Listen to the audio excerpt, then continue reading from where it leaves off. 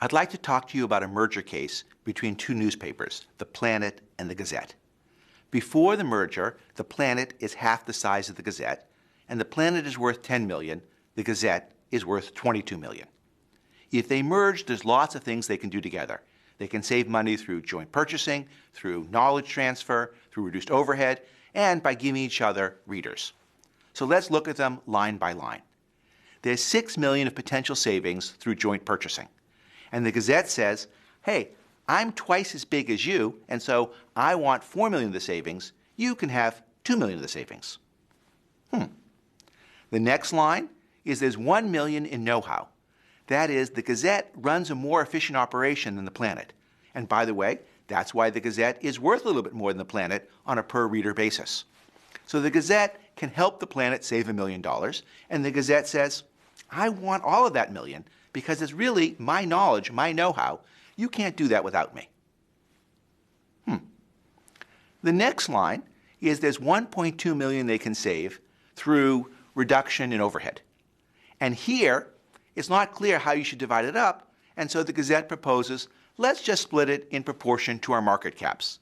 The sum of our market caps, the stock value of the company, is $32 million. Mine's $22, so I'd like 22 over 32 of that $1.2 million savings. You can have 10 over 32 of that $1.2 million savings. The last potential reason for coming together is a synergy they can create by bringing readers to each other. The Gazette can bring 10,000 readers to the Planet, and the Planet can bring 5,000 readers to the Gazette. The Gazette says the following: I'd like the value of the readers that I'm bringing to you, and in return, you can have the value of the readers you bring to me. So I'm bringing you 10,000 readers. That's worth $1.1 million. You can have the value of the 5,000 readers you bring to me. That's $550,000. I'd like to think that prior to this course, the type of arguments you just heard are the ones you might have made. They all seem kind of fair. We're talking about proportional division here in various ways, or you're getting what it is that you bring to the table. Now, with the perspective of the pie, I'd like to think that you'd make some very different arguments in this case. So let's go back to the first line, the savings from joint purchasings. There's $6 million to be saved. If I was the Planet, I'd come back and say, hey, without me, you can't get that $6 million.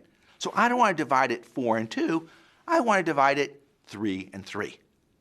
And frankly, there's really not a great counter to that. Now let's look at the next line. The idea that the Gazette should get the $1 million it brings to the table because it has all the know-how. How do you counter that as the Planet? You could say, well, again, if we don't do this deal, that $1 million disappears. But I think you can do an even more specific argument. And here's a way of having a little bit of fun with it. As the Planet, you could say, you know, your know-how is great, but without my inefficiencies, actually, it doesn't do anything. So you need my operations in order to have the value of your know-how. Only by bringing your know-how to our old-fashioned ways of doing things can we create the $1 million worth of savings. And so that's why we should split it. In fact, actually, I'd like it all, but I'm willing to share it half with you.